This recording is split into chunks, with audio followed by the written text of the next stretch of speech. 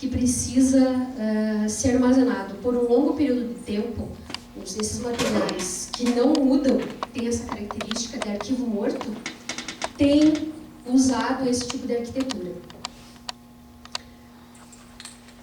E aí, como é que a gente faz a perícia nesse sentido, né?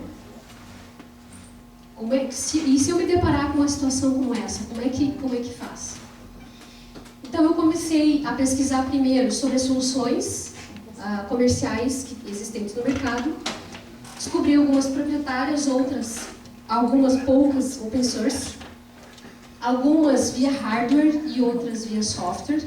Isso quer dizer que existem alguns discos de armazenamento que conseguiram embutir essa tecnologia já em disco, o que traz muita economia em termos de processamento.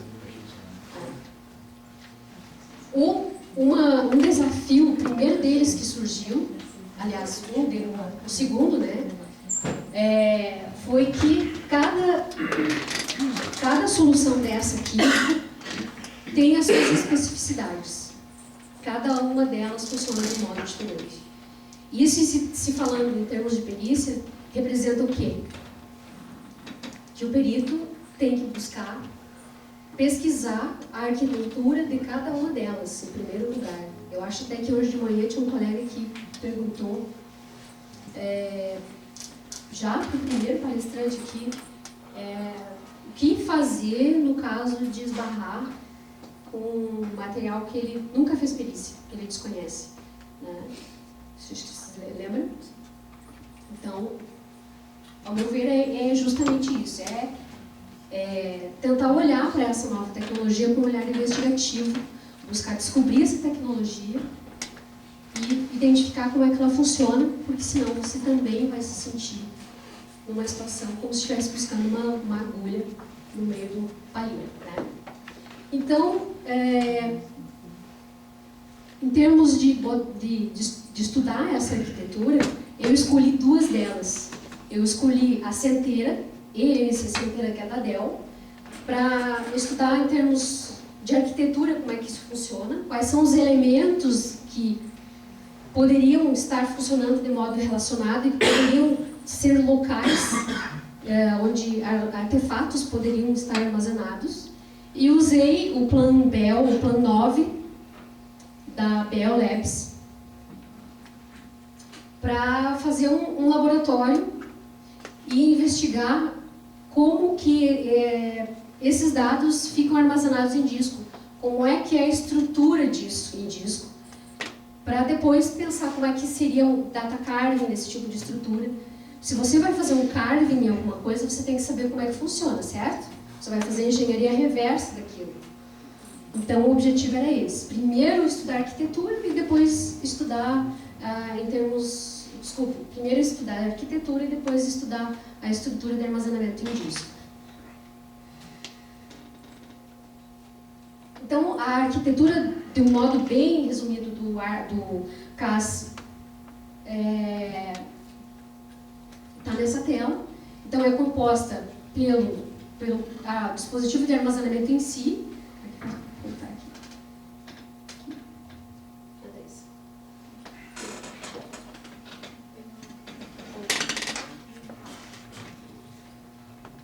Então aqui, nós temos o dispositivo de armazenamento em si, seriam os discos, né?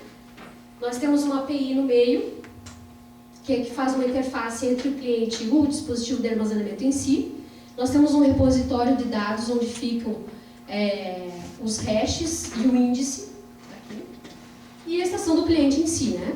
Então o cliente pede para armazenar um determinado vídeo, que é o que está aqui no exemplo, a API calcula o hash sobre esse vídeo e pede para armazenar no CAS. O CAS faz uma consulta aqui no índice local que ele tem para verificar se esse hash já está salvo em disco e no momento da gravação ele já faz uma verificação.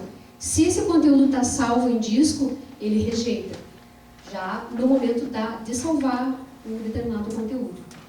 Isso também já dá uma economia muito grande de espaço em disco.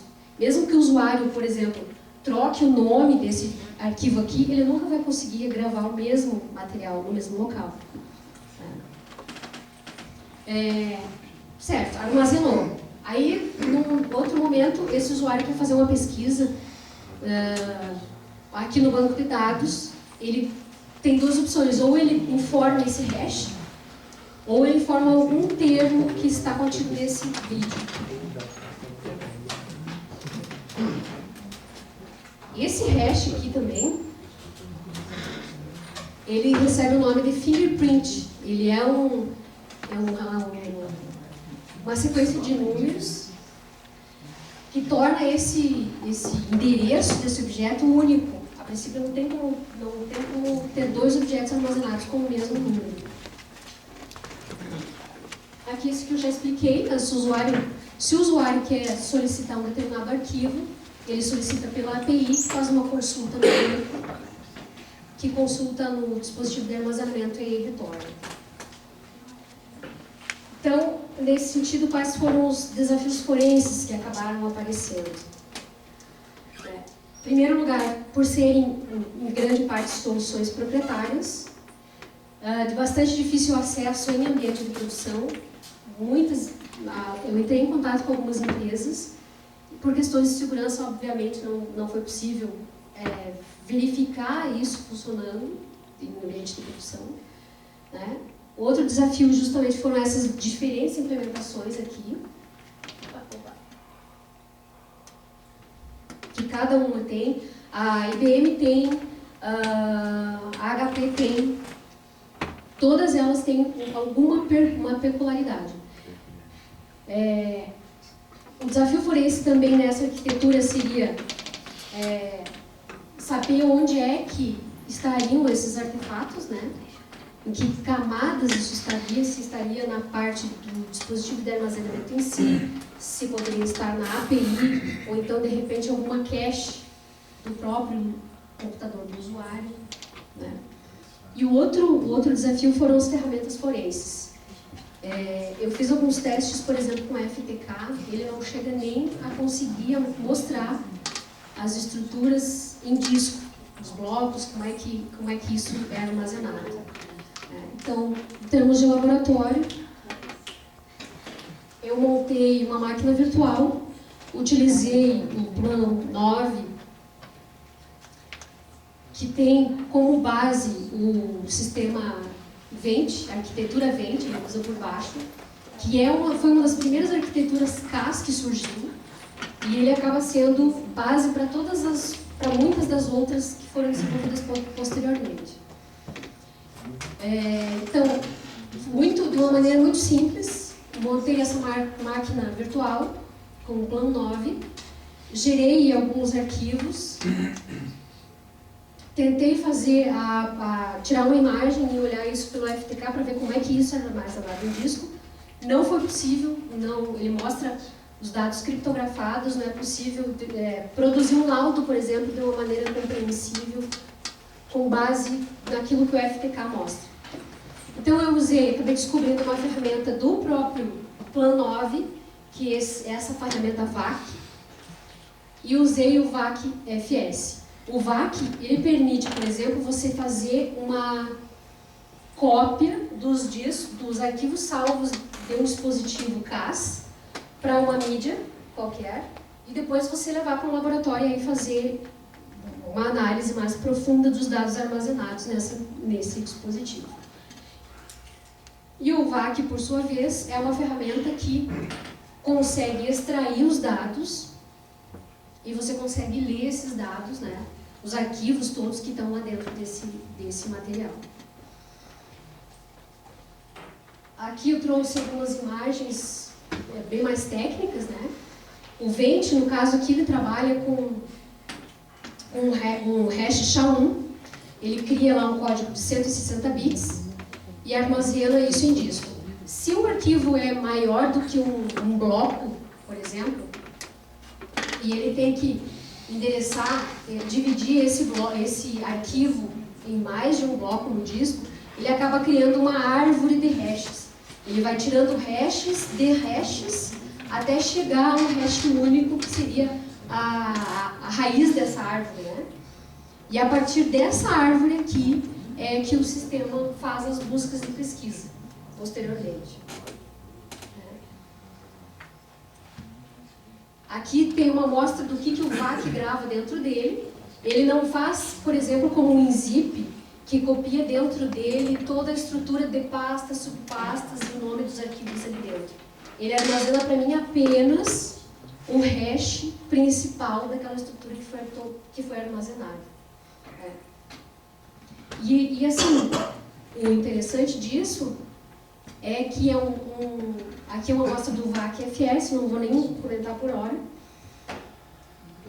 que isso aqui mostra o quanto isso aqui é uma área rica e vasta, tem muitas coisas novas para a gente aprender. Eu acho muito difícil um perito trabalhar, mesmo até os meus colegas aqui que já estão há bastante tempo em mercado, dizer, olha, eu sei tudo. Então, sempre vai chegar naquele momento em que o perito vai passar por uma situação nova, e o que conta nesse momento é esse espírito investigativo. Manter sempre acesa essa chama, esse olhar para aquela situação. Como é que eu vou resolver uma determinada situação? Eu acho que seria isso. Alguém?